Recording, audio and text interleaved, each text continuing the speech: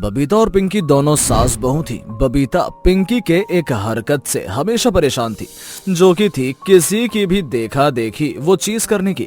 ऐसे ही एक दिन पिंकी अपनी सहेली मोनिका से फोन पर बात कर रही थी। और बता, तेरा बर्थडे तो गया ना, और तेरे पति ने तुझे क्या गिफ्ट दिया?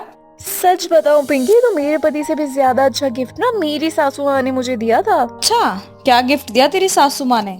मेरी सासू माँ ने सोने का हार दिया था मुझे। वो सोने का हार जो मुझे बहुत ही ज्यादा पसंद था। मैं बहुत टाइम से सोच रही थी कि ये वाला हार इसी डिजाइन पे जरूर लूंगी, और ना जाने मेरी सास को कैसे पता चल गया कि मुझे वो हार चाहिए था, और मेरे बर्थडे पे ना मेरी सासू माँ ने मुझे ये सरप्राइज दे दिया। सच में बहुत ही अच्छी है मेरी सासू माँ। सच में यार, तेरी सास तो बहुत अच्छी है, और तू ना बहुत ज्यादा लकी है जो तुझे ऐसी सास मिली है जो तेरी हर छोटी बड़ी खुशी का ख्याल रखती है। हाँ ये तो है। वैसे तेरा भी तो बर्थडे आ रहा है ना, तो तेरी सास क्या करने वाली है तुझे? यार मुझे ये तो नहीं पता कि मेरी सासू माँ मुझे क्या देने वाली है, लेकिन इतना जरूर जानती हूँ कि मेरी सासू माँ ने कुछ अच्छा सा सरप्राइज प्लान कर रखा है मेरे लिए। बाकी देखते हैं कि उस दिन मुझे क्या मिलता है। अच्छा, तो इनवाइट करेगी ना अपने बर्थडे वाले दिन हमें? सॉरी यार, मैं तुझे इनवाइट तो नहीं कर सकती। वो क्या है ना कि मेरे हस्बैंड ने ना फैमिली प्लान बना रखा है। मेरे बर्थडे पर उन्होंने कहा है कि हम दुबई जाएंगे, वो भी सिर्फ मम्मी, मैं और मेरे पति। बाकी तू चिंता मत कर, जब मैं घर पे कभी किटी पार्टी करूंगी ना, तब तुम सबको अच्छे से पार्टी दूंगी।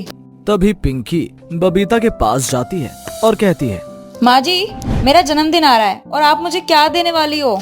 मैं तुझे तेरे जन्मदिन पर गिफ्ट के रूप में अपना बहुत सारा आशीर्वाद और खूब सारा प्यार दूंगी। माँ जी, ऐसा ना बिल्कुल भी नहीं चलेगा। हमेशा आशीर्वाद दे रहे हो आप गिफ्ट के तौर पर। मेरी जो फ्रेंड है ना मोनिका, उसकी सास ने उसे बहुत ही महंगा सोने का हार गिफ्ट किया है, इसलिए मैं चाहती हूँ कि आप भी मुझे इतना ही महंगा हार गिफ्ट करो। बहू, किसी की नकल करना जरूरी है क्या? अब उसकी सास ने उसे सोने का गिफ्ट दिया है तो जरूरी है क्या मैं भी तुझे सोने का हार ही गिफ्ट करूं? पर मैं तुझे अपना बहुत सारा आशीर्वाद दे रही हूँ, अपना बहुत सारा प्यार दे रही हूँ, और क्या ही चाहिए तुझे? माँ जी, ये जो दुनिया है ना वो दिखावे वाली है। ज्यादातर जो दिखावे वाली चीजें होती है उसी को ये दुनिया मानती है, इसीलिए कुछ ना कुछ दिखाना जरूरी होता है। अभी तो ये नहीं जानती कि नकल करना और दिखावा करना इसमें कुछ नहीं है। जो हकीकत है उसी में विश्वास करो, तभी दुनिया आपकी तारीफ करती है। पिंकी गुस्से में अपने कमरे में चली जाती है। ऐसे ही कुछ दिन बाद पिंकी अपने घर में किट्टी पार्टी करती है, जहां उसकी 2-3 सहेली आती हैं। तभी मोनिका पिंकी से कहती है, अरे पिंकी चल, तूने अपने बर्थडे पर हमें तो बुलाया नहीं, कम से कम यही दिखा दे कि तुझे क्या क्या गिफ्ट मिले हैं। अरे रुको, मैं ना तुम्हें अपना हार दिखाती हूँ। मेरी सासू माँ ने मुझे डायमंड का हार गिफ्ट किया है, बहुत महंगा है। उन्होंने बहुत समय से मुझे ये सरप्राइज देने का सोच रखा था।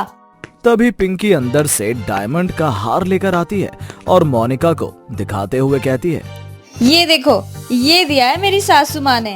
अरे वाह पिंकी, ये हार तो बहुत ही ज्यादा सुंदर है और काफी महंगा दिखाई दे रहा है। वैसे सच में तेरी सास तो बहुत ही अच्छी है। ऐसी सास ना भगवान सबको दे। हाँ पिंकी, हार तो बहुत ही ज़्यादा सुंदर है, और इस हार से ज़्यादा सुंदर तो तेरी सास है जो तेरी इतनी परवाह करती है और तुझे इतना प्यार करती है कि तुझे उन्होंने इतना महंगा हार दिला दिया। सब लोग हार और बबीता दोनों की तरफ देखने लगते हैं। बबीता ये सब कुछ देख रही थी और कहीं ना कहीं बबीता को भी ये सब कुछ अच्छा लगने लगता है।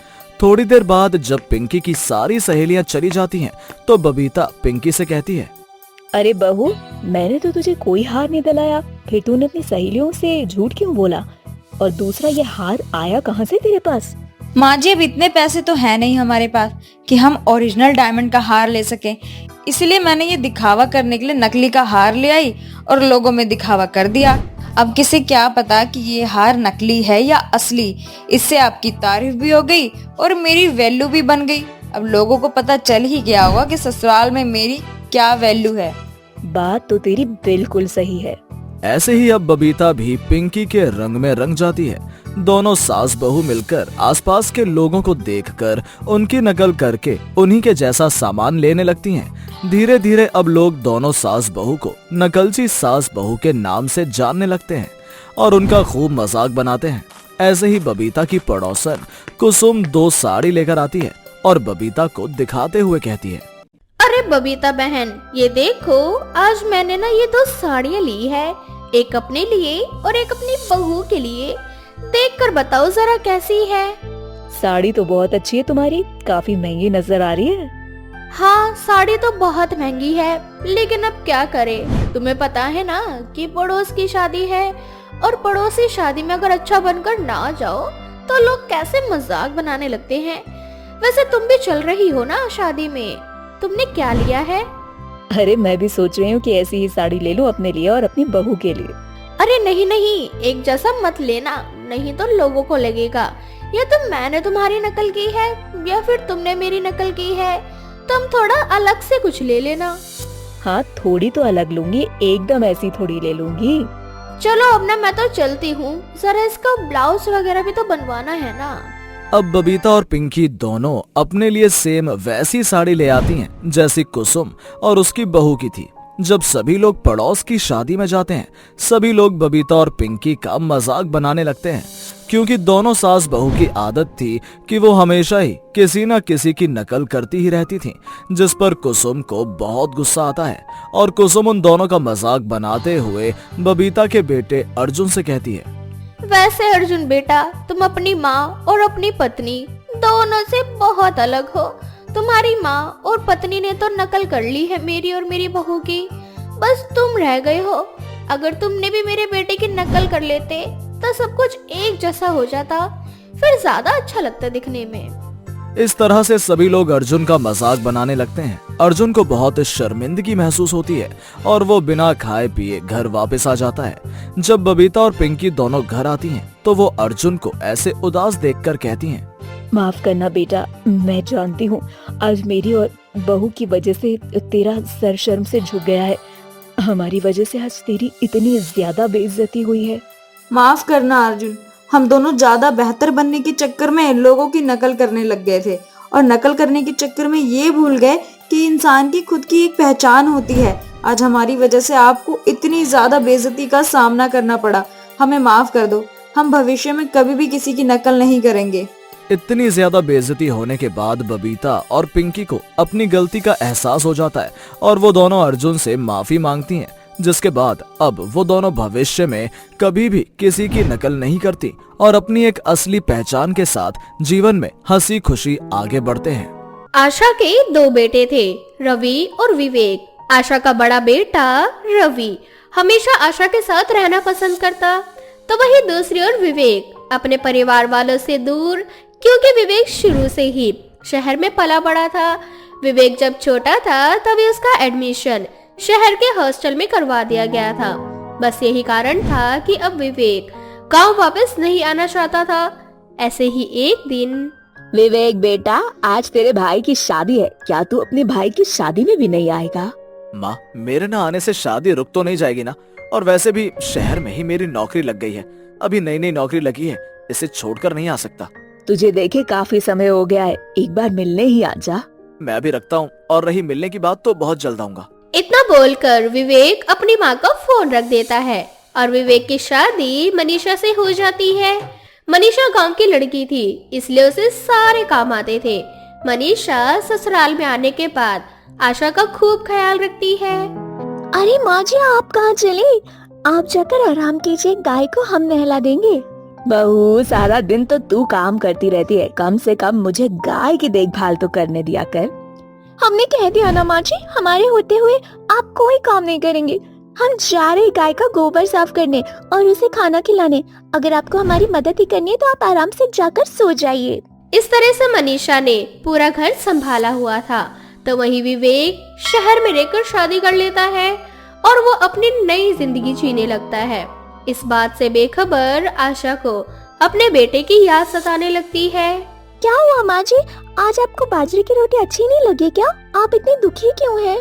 मनीषा बहू, मेरे 2 ही तो बेटे हैं। छोटा बेटा गांव में ही आना चाहता, कितने साल हो गए उसे देखे, उसकी बहुत याद आ रही है। अब तो बड़ा बेटा भी शहर चला गया, दिल कह रहा है अपने बेटों से मिलने के लिए मैं भी शहर पहुंच जाऊं। बस माँ जी, इतनी सी बात। माँ जी, आपको देवर जी से मिलने जाना है ना? चलिए, हम दोनों कल ही शहर जाएंगे और देवर जी से मिल के आएंगे। क्या कल ही? और नहीं तो क्या, अब हमारी सास को अपनी छोटी बेटी से मिलने का इतना मन कर रहा है तो हम उनका मन कैसे मार दे? आपके पास देवर जी का पता है ना? चलिए कल ही हम चलते हैं। अब मनीषा बिना कोई देरी करे अपनी गाय को अपने पड़ोसन के घर छोड़ आती है और खुद दोनों सास बहू एक पोटली में अपना सामान बांधकर शहर के लिए निकल पड़ती है। मनीषा बहू, शहर आकर हमने सही तो किया ना? और नहीं तो क्या माँ जी, अगर देवर जी गाँव नहीं आ रहे तो क्या एक माँ अपने बेटे से मिलने शहर नहीं आ सकती? अब मनीषा विवेक का पता पूछते पूछते विवेक के घर जाती है, जहाँ विवेक तो नहीं होता पर आंचल नाम की सुंदर सी लड़की होती है जिसने छोटे कपड़े पहने थे। वो मनीषा और आशा को देखकर हैरान हो जाती है। हे, यू कौन? तुम दोनों गंवार मेरे घर में घुसे चले आ रहे हो? माँ जी, लगता है इस घर की नौकर है। देखो देखो बहन, ये मेरी सास का घर है और मेरे देवर का, और यहाँ हम अपने देवर से मिलने आए हैं। तेरी हिम्मत कैसी हुई मुझे इस घर की नौकरानी कहने की? ये मेरा घर है और मेरे पति का, समझी ना? और तुम दोनों कौन हो? मैं नहीं जानती तुम्हें, निकलो मेरे घर से। देखो कैसी बेशरम लड़की है, लज्जा भी नहीं आ रही, इतने छोटे छोटे घर से निकाल रही है। हम नहीं जाने वाले इस घर से, ये घर मेरे बेटे का है, समझी तू? आने दे मेरे बेटे को, तेरी शिकायत करती हूँ। अजीब जबरदस्ती है। आखिर कौन हो तुम? वेट, मैं अभी विवेक को फोन करके पूछ लेती हूँ कि आखिर तुम दोनों हो कौन। अब आंचल विवेक को फोन करती है पर विवेक आंचल का फोन नहीं उठाता। तो वही दूसरी ओर जब आशा को पता चलता है कि विवेक ने शहर की लड़की से शादी कर ली है तो उसे बहुत बुरा लगता है और वो मनीषा से कहती है, क्या कहा? विवेक तुम्हारा पति है? माँ जी, देवर जी ने तो यहाँ शादी कर रखी है। मुझे तो खुद पर शर्म आ रही है, मैंने कैसी औलाद को जन्म दे दिया। उसे इस पूरी दुनिया में यही लड़की मिली थी जिसने शर्म घोट कर पी रखी है। बेशरम लड़की, मैं तेरी सास हूँ, अब जाकर साड़ी पहन, मनीषा बहू की तरह घूंघट ओढ़ के आ। देखिए, मुझे माफ करना, मैं आप दोनों को पहचान नहीं सकी, पर मैं अभी आपकी बातों पे यकीन भी नहीं कर सकती। आप मेरी सास हैं, इसीलिए आप दोनों बाहर हॉल में बैठ जाइए जब तक विवेक नहीं आ जाते। इतना बोलकर आंचल अपने कमरे में चली जाती है और कुछ देर बाद आंचल के कुछ दोस्त घर आते हैं। उन सभी के भी छोटे छोटे कपड़े पहने थे। ये सब देखकर मनीषा और आशा की आंखें फटी की फटी रह जाती है। हे भगवान, ये कैसी बेशरम लड़की मेरी बहू बन गई है। आखिर हो क्या रहा है यहाँ पर? माँ जी, मुझे लगता है ये सभी लड़के और लड़कियाँ देवरानी जी के दोस्त हैं। आशा और मनीषा सोच ही रहे थे कि तभी वो दोनों देखते हैं कि आंचल अपने दोस्तों से गले मिलती है। लड़कों से गला मिलता देख आशा को बहुत गुस्सा आता है और वो आंचल और उसके सभी दोस्तों की बेइज्जती कर देती है। अरे बेशरम लड़को, दूर हटो, मेरी बहू से इतना क्यों चिपक रहे हो? जानते नहीं हो क्या, वो शादीशुदा है। और बहू, तू अब तक साड़ी पहनकर नहीं आई, इन लड़कों के सामने से छोटे छोटे कपड़े पहनकर खड़ी है, शर्म नहीं आ रही तुझे? देखिए, ये आपका गांव नहीं शहर है, यहाँ सभी लोग ऐसे ही रहते हैं और अभी तक विवेक घर नहीं आया है और आपकी हरकत ऐसी ही रहेंगी ना तो मैं विवेक के आने से पहले ही आपको धक्के मार के इस घर से निकाल दूंगी। माना कि तुम मेरी देवरानी हो, पर तुम्हारी हिम्मत कैसे हुई मेरी सासू माँ से ऐसे बातें करने की? अरे तुम क्या हमें घर से निकालोगी? देवर जी तुम्हें खुद घर से निकाल देंगे अगर उन्हें तुम्हारे असली रूप के बारे में पता चलेगा तो। इस तरह से तीनों सास बहू में बहस होने लगती है और ना चाहते हुए भी आंचल के सारे दोस्त वहाँ से चले जाते हैं। कुछ देर बाद विवेक घर आता है जहाँ वो अपनी माँ और भाभी को देखकर हैरान हो जाता है। माँ, आप यहाँ अचानक? और ये शायद मेरी भाभी है, आप दोनों यहाँ कैसे आए? अच्छा विवेक, जो तुम यहाँ आ गए, अपनी माँ और भाभी को यहाँ से उठाकर ना गांव में फेंको। ये अपनी गिरी हुई सोच लेकर यहाँ आ गए हैं। इनसे कहो अगर यहाँ इन्हें रहना है ना तो अपनी सोच को ऊंचा करें। विवेक बेटा, ये तूने कैसी लड़की से शादी कर ली, इसमें जरा भी शर्म नहीं है? मैं कब से कह रही हूँ अपनी टांगे दिखाना बंद कर और साड़ी पहन कर आ, वो तो मेरी सुनी नहीं रही। तुझे नहीं पता, तेरी पीठ के पीछे तेरी बीवी गैर मर्दों के साथ गले लगती है, उनसे चिपक चिपक कर बातें करती है। माँ, मैं सब जानता हूँ पर आप जैसा सोच रही हो ऐसा कुछ नहीं है। आंचल बहुत अच्छी है पर शायद मिसअंडरस्टैंडिंग की वजह से ऐसा हो गया है। और माँ, ये गाँव नहीं शहर है, यहाँ सब कुछ आम बात है। आपको इन सब बातों की आदत डालनी होगी। आम बात है? ठीक है बेटा, तू ये कहता है तो मान लेती हूँ, पर तू ये बता कि तूने शादी कर ली और मुझे बताया भी क्यों नहीं? तुझे अपनी माँ से इतनी नफरत क्यों? क्योंकि मैंने तुझे शहर भेजा ताकि तू अच्छी पढ़ाई कर सके, एक काबिल इंसान बन सके। माँ जी मुझे माफ करना कि मैं आपको पहचान न सकी, थोड़ा नाराज हो गई। और विवेक जी, माँ जी ने तुम्हारे लिए बहुत अच्छा किया है, अब तुम्हारी बारी है। अपनी माँ की बातें सुनकर विवेक सर झुकाकर खड़ा हो जाता है, पर आंचल विवेक का साथ देती है और आंचल के कहने पर विवेक अपनी भाभी और माँ को अपने घर में रहने की जगह देता है। समय बीतता जाता है और बहुत जल्द आशा और मनीषा भी आंचल को समझ जाते हैं, जिसके बाद वो सब एक परिवार की तरह शहर में ही रहने लगते हैं। राधा अपने पति विनोद के साथ रहा करती थी। विनोद राधा जैसी बीवी पाकर बहुत खुश था और उस पर आंख बंद करके विश्वास किया करता। ऐसे ही एक दिन विनोद ऑफिस से घर आता है और राधा विनोद के लिए खाना लेकर आती है। लीजिए खाना खा लीजिए, सारा दिन ऑफिस में काम करते करते थक जाते होंगे। मैं जानता हूँ राधा, पर तुम हो ना मेरा ख्याल रखने के लिए। अच्छा चलो आज हम दोनों साथ में बैठकर खाना खाते हैं। नहीं नहीं विनोद, ये तुम कैसी बातें कर रहे हो? भला पति से पहले पत्नी कैसे खा सकती है?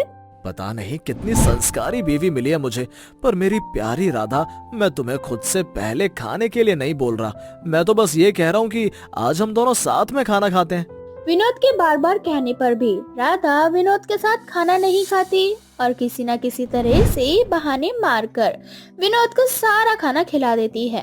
खाना खाने के 10 मिनट बाद ही विनोद को बहुत तेज नींद आने लगती है और वो अपने कमरे में जाकर सो जाता है। विनोद के सोने के बाद राधा किसी को फोन करती है और कुछ देर बाद राधा के घर पर अनिल नाम का एक लड़का आता है। कहाँ गया तुम्हारा पति?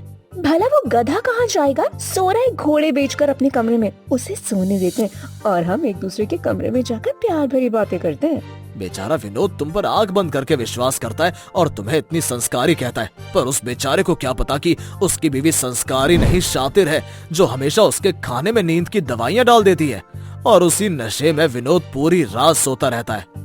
इतना बोलकर अनिल हंस कर बातें करने लगता है और एक दूसरे के वो बेहद करीब आ जाते हैं। ऐसे ही कुछ दिन बीत जाता है और राधा हमेशा की तरह विनोद को खाने में नींद की दवा डालकर उसे सुला देती। एक दिन आ गए, अब हाथ मुंह धो लीजिए, मैं आपके लिए खाना लगा देती हूँ। नहीं राधा, मेरे पास खाने का भी समय नहीं है, तुम जल्दी से मेरा बैग पैक कर दो, मुझे किसी जरूरी काम से अर्जेंटली निकलना पड़ रहा है। मैं अब 3 दिन बाद ही घर आ पाऊंगा, तब तक तुम अपना ख्याल रखना। पर ऐसे अचानक आप कहाँ जा रहे हो विनोद? राधा, कुछ मिसअंडरस्टैंडिंग हो गई है।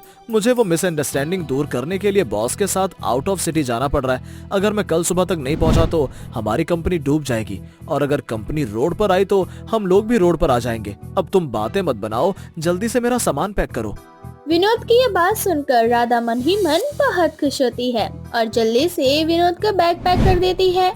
विनोद बिना समय गवाए घर से निकल जाता है। विनोद के जाते ही राधा तुरंत अनिल को फोन करके घर बुला लेती है और वो दोनों अकेले घर में एक साथ रहते हैं। पर ये क्या, रात के 2 बजे विनोद घर आ जाता है। घर का दरवाजा खुला था। विनोद सीधे घर में जाता है जहां वो अपनी बीवी को किसी गैर मर्द के साथ देखता है। राधा, ये आदमी कौन है जिसकी बाहों में तुम हो? राधा, तुमने तो कहा था कि तुम्हारा पति ऑफिस के काम से बाहर गया है, फिर ये यहाँ कैसे? मैंने तुम पर इतना विश्वास किया राधा, और तुमने मेरी ही पीठ पर खंजर घोंपा। मेरे होते हुए तुम किसी गैर मर्द के साथ अपने नाजायज संबंध बना रही हो। मैं तुम्हें छोड़ूंगा नहीं। इतना बोलकर विनोद गुस्से में घर से जाने लगता है और तभी राधा एक डंडे से विनोद के सर पे मारती है और विनोद वही बेहोश हो जाता है। पागल लड़की है, क्या किया तुमने? अगर तुम्हारा पति मर गया तो हम दोनों को फांसी हो जाएगी, हम दोनों फंस जाएंगे। अनिल, मुझे कुछ समझ नहीं आ रहा, क्या करूं? मुझे डर लग रहा है। अगर अनिल ने हमारी कंप्लेंट लिखवा दी, मुझे तलाक देते तो हमारा क्या होगा? बस इसीलिए मैंने विनोद को बेहोश करने के लिए उसके सर पर डंडा मार दिया। अब अनिल और राधा विनोद को हॉस्पिटल ले जाते हैं जहां वो डॉक्टर से झूठ बोलते हैं कि घर में अंधेरा होने की वजह से विनोद का पैर फिसल गया और इसके सर पर चोट लग गई। डॉक्टर विनोद का इलाज करते हैं पर विनोद पागल हो चुका था और जैसे ही ये खबर राधा और अनिल को लगती है, उन दोनों की खुशी का ठिकाना नहीं रहता। चलो ये अच्छा हुआ, सांप भी मर गया और लाठी भी नहीं टूटी। तुम्हारा पति पागल भी हो गया और हम दोनों का सच भी सबके सामने आने से बच गया। अनिल, अब तो हम इस पागल के सामने भी खुलकर रोमांस कर सकते हैं। इतना बोलकर राधा और अनिल विनोद को घर ले आते हैं। विनोद अब पूरी तरह से पागल हो चुका था। साथ ही साथ राधा और अनिल उसे और पागल करने के लिए उसे दवाइयाँ देना शुरू कर देते हैं। मेरे प्यारे पति परमेश्वर, मुझे बहुत दुख हो रहा है कि आप पागल हो गए, और मुझे खुशी इस बात की है कि अब आप कभी ठीक नहीं हो पाएंगे और मैं इस घर में आपके सामने अनिल के साथ रह सकती हूँ। अब मुझे किसी से डरने की कोई जरूरत नहीं है। तुम बहुत गंदी हो। तुमने इस आदमी के लिए मुझे धोखा दिया। मैं सबको बताऊंगा कि तुम धोखेबाज बहू हो। फिर मम्मी पापा चाचा चाची सब मिलकर तुम्हें मारेंगे और इस बैड बॉय को भी मारेंगे। पर मुझे कौन मारेगा, पागल कहीं के? कौन है यहाँ मेरे और मेरी राधा के अलावा? मैं पागल नहीं हूँ। अगर तुम दोनों ने मुझे पागल कहा तो मैं तुम दोनों का सर फोड़ दूंगा। राधा, बहुत बकवास सुन ली मैंने इस पागल की। अब जल्दी से इस पागल को पागल वाला इंजेक्शन दो और कुर्सी से बांध दो। अनिल के कहने पर राधा बिल्कुल ऐसा ही करती है। अब ऐसे ही कुछ दिन बीत जाते हैं और राधा अपने आशिक के साथ इसी तरह से लोगों की नजरों में धूल झोंकती है। एक दिन अनिल और राधा एक दूसरे से प्यार भरी बातें कर रहे होते हैं। तभी उनका घर का डोरबेल बजता है और जब राधा दरवाजा खोलने जाती है तो वो देखती है कि उसकी सास गांव से आई है। अब क्या था, अब राधा जल्दी से अनिल को दूसरे रास्ते से भगा देती है और अपनी सास को घर में ले आती है। बहू, मेरे बेटे के साथ इतना सब कुछ हो गया और तूने मुझे कुछ भी नहीं बताया। कहाँ है मेरा बेटा? वो तो भला हो दामाद जी का कि उसने विनोद की ऐसी हालत देखकर मुझे बताया कि तू विनोद को पागल खाने लेकर गई है। माँ जी, मैंने आपको इसीलिए कुछ नहीं बताया क्योंकि मैं बहुत ज्यादा डर गई थी कि कहीं विनोद जी के पागल होने की खबर सुनकर आपको कोई सदमा ना लग जाए। कोई बात नहीं बहू, अब मैं आ गई हूँ ना, अब मैं अच्छे से अपने बेटे का ख्याल रखूंगी। इस तरह से राधा की सास वहाँ रहने के लिए आ जाती है, पर राधा को अपनी सास का यहाँ आना जरा भी पसंद नहीं आता। पर बेचारी राधा करती भी क्या, इसलिए वो अब अपनी सास को भी रात के खाने में नींद की दवा देने लगती है। पर राधा की सास को राधा पर शक हो जाता है और एक रात वो राधा का दिया हुआ खाना नहीं खाती, जिसके बाद राधा की सारी सच्चाई राधा की सास के सामने आ जाती है। अच्छा, तो ये है असली सच्चाई। मेरा बेटा पागल नहीं है, तुम दोनों ने मिलकर उसे पागल किया हुआ है। अब मैं तुम दोनों को नहीं छोड़ूंगी। मैं भी देखती हूँ बुढ़िया तो क्या करती है। जैसे मैंने तेरे बेटे को पागल किया उसी तरह से मैं तुझे भी पागल कर दूंगी। इतना बोलकर राधा जैसे ही अपनी सास को मारने जाती है वैसे ही वहाँ पुलिस आ जाती है। मैं जानती थी कि तुम दोनों मुझे नहीं छोड़ोगे, इसलिए मैंने पहले ही पुलिस को बुला लिया था। तुम दोनों की काली करतूत पुलिस वालों ने अपनी आंखों से देख लिया। अब तुम दोनों को कड़ी से कड़ी सजा मिलेगी। जिसके बाद पुलिस राधा और अनिल को अपनी हिरासत में ले लेती है और राधा की सास अपने बेटे का एक बहुत बड़े हॉस्पिटल में इलाज करवाती है और बहुत जल्द विनोद ठीक हो जाता है और वो अपनी जिंदगी की एक नई शुरुआत करता है। राधा अपने पति विनोद के साथ रहा करती थी। विनोद राधा जैसी बीवी पाकर बहुत खुश था और उस पर आंख बंद करके विश्वास किया करता। ऐसे ही एक दिन विनोद ऑफिस से घर आता है और राधा विनोद के लिए खाना लेकर आती है। लीजिए, खाना खा लीजिए। सारा दिन ऑफिस में काम करते करते थक जाते होंगे। मैं जानता हूँ राधा, पर तुम हो ना मेरा ख्याल रखने के लिए। अच्छा चलो, आज हम दोनों साथ में बैठकर खाना खाते हैं। नहीं नहीं विनोद, ये तुम कैसी बातें कर रहे हो? भला पति से पहले पत्नी कैसे खा सकती है? पता नहीं कितनी संस्कारी बीवी मिली है मुझे, पर मेरी प्यारी राधा, मैं तुम्हें खुद से पहले खाने के लिए नहीं बोल रहा। मैं तो बस ये कह रहा हूँ कि आज हम दोनों साथ में खाना खाते हैं।